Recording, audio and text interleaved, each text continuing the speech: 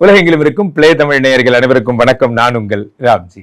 ஆடி மாத பலன்கள். ஆடி போய் ஆவணி வந்தா டாப்ல வரும் அப்படின்னா யாருக்கெல்லாம் ஆடி மாசம் நல்லா இருப்பீங்க?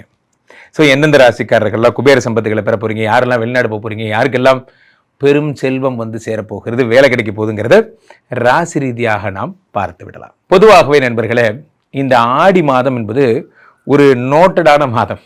காரணம் என்ன அப்படின்னா, தேவர்களுடைய தட்சநாயனம் முடிந்து உத்தராயணம் தொடங்குவது இந்த மாதம் தான். இப்போது இந்த ஆடி மாதத்தில் நமக்கு நிறைய தெரியும். Aadi Amavasai is very famous. இந்த மாதத்திலே இந்த செவ்வாய் பகவான் பார்த்தீங்கன்னா மிதுனத்தில் இருக்கிறார். அடுத்ததாக சூரியனும் குருவுமாக சேர்ந்து கடகத்தில் இருக்கிறார்கள். புதன் சிம்மத்தில் இருக்கிறார். அப்படி வரிசையை நகர்ந்து வந்து சுக்கிரன் கன்னிக்கு போய்டுறார். இப்போ என்னென்னா, கொஞ்ச நாள் கழித்து, அதாவது ஒரு ஆகஸ்ட் மாதம் செகண்ட் வீக் வாக்கில் என்ன ஆயிடுதுன்னா, இந்த ஜூலை 17 தொடங்குகின்ற ஆடி மாதம் அடுத்ததாக ஆகஸ்ட் 17 வரை நடக்கிறது. இதில் ஆகஸ்ட் மாதத்தினுடைய 10 தேதிக்கு அப்புறம்லாம் என்ன ஆயிடுதுன்னா, சுக்கிர பகவான் கன்னியில் நீச்சமாயிடுறாரு. இந்த பக்கம் சிம்மத்திலே சூரியன் ஆட்சி பெற்று புதனோடு சேர்ந்து புதாதித்ய யோகம் பெறுகிறார். இந்த பக்கம் என்னடானா செவ்வாய் பகவான் மிதுனத்தில் இருக்கிறார். இது எல்லாத்தோட சூப்பரான முத்தாய்ப்பான விஷயம், ஜூலை மாதம் 27ஆம் தேதி சனி பகவான் வக்கரம் அடைகிறார். சனி கொடுத்தால் எவர் தடுப்பார்? சனி கொடுத்தா தடுக்க யாராவது இருக்காங்களா? யாரும் கிடையாது.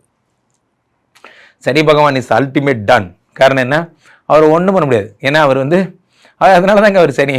அது ஜூலை மாதம் 27ஆம் தேதி ஹீஸ் வெரி ஒரு ஃபாஸ்ட் ஃபார்வர்டு மோஷனில் எல்லாருக்கும் ஹெல்ப் பண்ணுறாரு.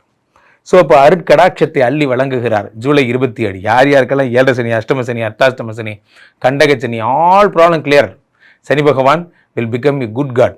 அப்போ அது வரைக்கும் என்ன ஆகுது, உங்களுக்கு ப்ராப்ளமேட்டிக் காடாக இருந்த சனி பகவான் இனிமே மங்கள சனியாக மாறுகிறார். அதே மாதிரி சனி பகவான் அப்படியே குருவினுடைய பார்வைப்படும் பொழுது என்ன ஆகுது, குரு பார்வைப்பட்டுகின்ற சனி பகவான் குருவால் மங்கள சனியாக மாறுகிறார். இதெல்லாம் நடக்க போகிறது. ஸோ ஜூலை மாதம் முடிந்து இந்த ஆகஸ்ட் மாதத்திற்குள் இந்த ஆடி மாதத்தில் இத்தனை சிறப்புகள் இருப்பது ஒரு பெரிய விஷயம். இதில் ஒரு முத்தாய்ப்பான விஷயம் என்ன, காலபுருஷனுக்கு 1-8 குடைய செவ்வாய் பகவான் 3ஆம் இடத்திலே மறைவது விபரீத ராஜயோகத்தை தருகிறது. விபரீத ராஜயோகம்னா என்ன பண்ணலாம் அப்படின்னா, இந்த விபரீத ராஜயோகம் என்பது வாழ்க்கையில் பூமி லாபங்களை உண்டாக்கக்கூடியது. ஏன்னா செவ்வாய்னா பூமிகாரகன். இப்போ பூமி லாபங்களை உண்டாக்கக்கூடியதாக இருக்கிறது. இது கோர்ட்டு, கேஸு, வழக்கு, வம்பு, போலீஸு பிரச்சனை, கட்ட பஞ்சாயத்து, ஆல் ப்ராப்ளம் கிளியர் அப்படிங்கிறதெல்லாம் இனிமேல் உங்கள் வாழ்க்கையில் நடக்கப் போவதே இல்லை. சூரியனும் ஆதித்யனும் புதனும் புதாதித்ய யோகம் என்பது பெரும் புகழையும் அறிவையும் பணச்சிறுவையும் தரக்கூடியதாக இருக்கும். சுக்கிர பகவான் கன்னியிலே நீச்சமாவது அப்போ ரொம்ப சந்தோஷம். நீ போராஜா அப்படிங்கிற மாதிரி. நிறைய பேருக்கு சுக்கிரன் நீச்சமாகிறது நல்லது, பாதி பேருக்கு சுக்கிரன் நீச்சமாவது கெட்டது. அடுத்த 2 மாதங்களில் வளர்ச்சி கண்ணு முன்னாடி தெரியுது. நான் என்ன டெவலப் ஆக போகிறேங்கிறது என் கண்ணு முன்னாடி தெரியுதுரா அப்படிங்கிற மாதிரி. இந்த ஆடி மாதம் நிறைய பேருக்கு ஒரு ஸ்டார்ட் அப் மாதமாக இருக்கும். நீங்கள் இந்த ஆடி மாதத்தில் என்ன பண்ணுறீங்களோ அது உங்களுக்கான பயண தொடக்கம்னு வச்சுக்கலாம். நம்ம ஜேர்னி ஸ்டார்டட் நவ் அப்படிங்கிற மாதிரி இந்த மாதத்திலே பெரும்புகழும் பெரும் சிறப்பும் உங்களுக்கு சேரப்போகிறது. மீனராசிக்காரர்களுக்கெல்லாம் இந்த ஆடி மாத பலன்கள் எப்படி இருக்க போகிறதுங்கிறத பார்க்குறோம். மீனராசிக்காரர்களை பொறுத்த வரைக்குமே ராசியிலே சனி பகவான் ஒரு ஜென்ம சனியாக வந்தார். வந்த நாள்லேருந்து ஒரே டென்ஷன் சார். எப்போ பார்த்தாலும் உடம்பு சரியில்லாமல் போயிட்டே இருக்கு. உடம்பு சரியில்லாமல் போதோ இல்லையோ, உடம்பு சரியில்லாமல் போன மாதிரி நீங்கள் நினச்சிக்கிறீங்க. காரணம் என்னென்னா, ராசிநாதன் குரு 5ஆம் இடத்துல இருந்து, ராசிநாதன் குரு 5ஆம் இடத்துல இருந்து மிக அற்புதமான பலன்களை தந்தாலுமே ராசியில் சனி இருப்பது எப்படின்னா, ஒரு பூனைக்குட்டியை மடியில் கட்டிகிட்டு இருக்கிற மாதிரி தான். கொஞ்சம் கூட நிம்மதியாகவே இல்லை சார். எப்போ பார்த்தாலும் ஏதாவது ஒன்று பண்ணிகிட்டே இருக்கான். இந்த சனி என்ன பண்ணுறாருன்னா, உடல்நிலையை ஏதாவது ஒன்று ப்ராப்ளம் பண்ணிகிட்டே இருப்பார், அல்லது ப்ராப்ளமான மாதிரி ஒரு பிரமைய தோற்றத்தை உருவாக்குறார். இந்த சனி பகவான் வக்கரமாகும் பொழுது, இந்த ஜென்ம சனி வக்கரமாகிறது எவ்வளோ நல்லது, ஜென்மத்துக்கு நல்லது. ஸோ அப்போது எப்பா நீ வக்கரமாகவே இருராஜா அப்படிங்கிற மாதிரி ஜென்ம சனி வக்கரம் பெறுகிறார். 3, 7, 10 பார்க்கிறார். 3ஆம் இடமாகப்பட்ட தைரியத்தை, 7ஆம் இடமாகப்பட்ட கலத்திரஸ்தானத்தை, 10ஆம் இடமாகப்பட்ட பெரும்புகழை பார்க்கிறார். அப்போ என்ன ஆகுன்னா, இந்த சனி மீனராசிக்காரர்களுக்கெல்லாம் உலக புகழ் அடைவீங்க, பிராண்ட் ஆகிறீங்க. எங்கே திரும்பினாலும் உங்கள் முகம்தான், உங்கள் பேச்சு தான். இந்த மாதிரி 10ஆம் இடத்தை சனி பகவான் பார்க்கையிலே பிராண்ட் ஆகிறீங்க. அதான் விஷயம். 5ஆம் இடத்திலே குரு பகவான் இருக்கிறார். 6லே உங்களுக்கு சூரிய பகவான் இருக்கிறார். இந்த சூரிய பகவான் ஆட்சி பெற போகிறார். மீனராசிக்காரர்களே ரொம்ப ரொம்ப ரொம்ப ரொம்ப ரொம்ப ஜாக்கிரதையா இருங்க. உங்களுக்கு 2 விதமான ப்ராப்ளம் வரும். என்ன அப்படின்னா, 2 கூடிய தனாதிபதி 4ஆம் இடத்தில் இருக்கும் பொழுது நம்ம கண்ணை கட்டி கூட்டிகிட்டு போய் பணத்தில் தள்ளி விட்டுருவாங்க. கண்ணை கட்டி கண்ணு முன்னாடி நடக்கும். எவ்வளோ உஷாராக பணத்தை வச்சுருந்தேன் சார், நல்லா அப்படியே டேக்ட் எவ்வளோ ஈஸியாக பேசி என்னையே கூப்பிட்டுட்டீங்க பார்த்தீங்கன்னா டேய் அப்படிங்கிற மாதிரி நம்மளே குழப்பி விட்டு போயிடுவாங்க. 2ஆம் இடத்துக்குரிய செவ்வாய் பகவான் 4ஆம் இடத்தில் இருக்கும் பொழுது தனப்பிராப்தியில் பிரச்சனைகள் வந்தே தீரும். நீங்கள் தேவையில்லாத நபர்கள் யாராவது புதுசாக ஏதாவது சொன்னாங்கன்னா தயவுசெய்து அதையும் நம்பாதீங்க. ஏதேனும் யாராவது சொன்னாங்கன்னா அதை நம்பாதீங்க. ஒன்று இதை சொல்லுவாங்க என்னென்னா, எப்பொருள் யார் யார் வாய் கேட்பினும் அப்பொருள் மெய்ப்பொருள் காண்பது அறிவுனா. அப்போ எது மெய்ப்பொருளோ அதுதான் நீங்கள் பார்க்கணுமே தவிர, இன்னொருத்தர் சொன்னார், சதீஷ் சொன்னார் நான் கேட்குறேன், அரவிந்த் சாமி சொன்னார் நான் கேட்குறேன், யார் சொன்னாலும் சரி என் புத்திக்கு எனக்கு சரின்னு பட்டால் மட்டும்தான் நான் செய்யணுங்கிறத உறுதியாக இருங்க. தெரியாத வேலையை செஞ்சவனும் கேட்டான், தெரிஞ்ச வேலையை விட்டவனும் கேட்டான். இப்போ 5ஆம் இடத்திலே குரு பகவான் இருக்கும் பொழுது, உச்சம் பெறும் பொழுது என்ன ஆகும்னா மிக பிரம்மாண்டமான பலன்கள் எல்லாம் ஏற்பட போகிறது. சந்திரன் மட்டும்தான் நண்பர்களே மீனராசிக்காரர்களை ராஜாவாக்கி அழகு பார்ப்பான். சந்திரனை தான் ராஜாவாக்கி அழகு பார்ப்பான். ராஜா மாதிரி வச்சிருக்கான் இந்த சந்திரன். அவனுடைய வீட்டில் இருக்கக்கூடிய குரு பகவான் 10ஆம் இடமாகப்பட்ட தொழில் ஸ்தானத்துக்குடையவன் உச்சம் பெறும்போது, நான் தான்டா இனிமேல் வந்து நின்னா தர்பாரு, நீங்கள் தான் நம்பர் ஒன் பதவிலாம்.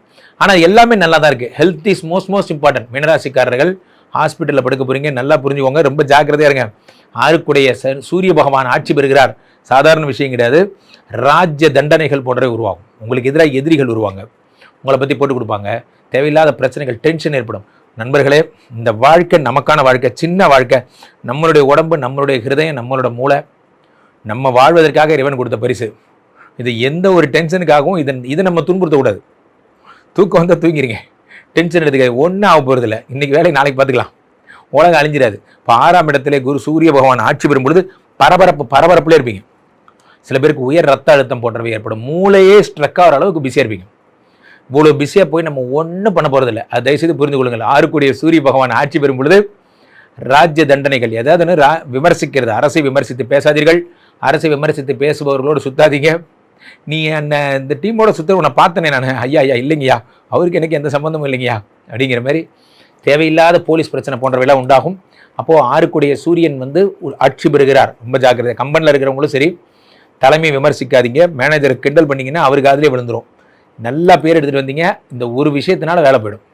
7ஆம் இடத்திலே சுக்கிர பகவான் நீச்சமாகிறார். 3-8 அடி தூள், வறுமை ஒழிய போகிறது. நல்லா சம்பாதிப்பீங்க. இந்த மாதம் நீங்கள் சம்பாதிக்கிற மாதிரி ஒரு உலகத்தில் ஒன்றும் சம்பாதிக்க மாட்டான். யானை கட்டி போர் அடிச்சுங்கிற மாதிரி நீங்கள்லாம் பயங்கரமாக சம்பாதிப்பீங்க. ஆனால் ஒரே ஒரு பிரச்சனை, உடம்பு கம்பல்சரி ஹாஸ்பிட்டலைசேஷன் ஏற்படும். மீனராசிக்காரர்கள் நீங்கள் சூரிய பகவான் வழிபடணும். ஞாயிறு கோயிலுக்கு சென்று, ரெட்டில்ஸ் பக்கத்தில் இருக்க ஞாயிறு கோயில் வழிபடணும். சூரியனார் கோயிலுக்கு சென்று சூரியன் வழிபடணும். தினசரி காலையில் எழுந்திரிச்சு சூரியன் வழிபடுங்க. எல்லாம் வல்ல எம்பெருமான் உங்களை காப்பாற்றுவார்.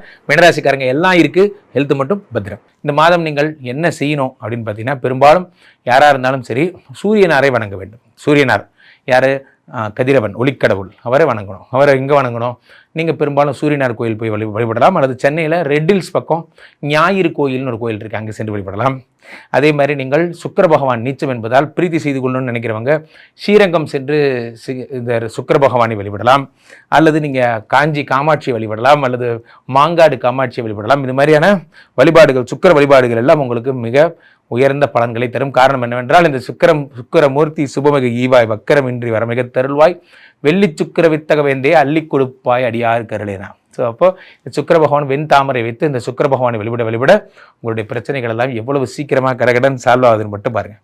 அவ்வகையில் நீங்கள் எதாக இருந்தாலும் நீங்கள் இந்த மாதம் புதாதி நம்பர் 1 தொடங்குங்க. போட நிறைய விஷயங்கள். சூரியனை வழிபடுதல் இந்த மாதம் சிறப்பு. ஆக ஆடி மாதம் அளவு கடந்த செல்வங்களை தரும் மாதமாக விளங்குகிறது. தொடர்ந்து என்னை கான்டாக்ட் பண்ணணும்னு நினைக்கிறவங்க கீழே போயிட்டு இருக்க இந்த நம்பரை கூப்பிடுங்க. உங்களுடைய சொந்த ஜாதகத்தை பார்த்து கொள்ளுங்கள். உலக புகழ்பெற்ற நமது விஸ்வரூப விஷ்ணுமாயா எழுந்தருளில் இருக்கக்கூடிய புனிதமான இந்த ஸ்ரீமடத்திலே தினசரி நடக்கின்ற விஷ்ணுமாயா ஹோமங்களில் கலந்து கொள்ளுங்கள். ராம்ஜி சுவாமிகளிடம் என்னுடைய இன்ஸ்டா ஐடியை ஃபாலோ பண்ணிக்கோங்க. ஒரு முறை ஸ்ரீமடம் வந்தால் உங்கள் வாழ்க்கையில் எல்லா பிரச்சனைகளும் சரியாகிவிடும். மீண்டும் ஒரு நல்ல பதிவில் சந்திப்போம். நன்றி, வணக்கம்.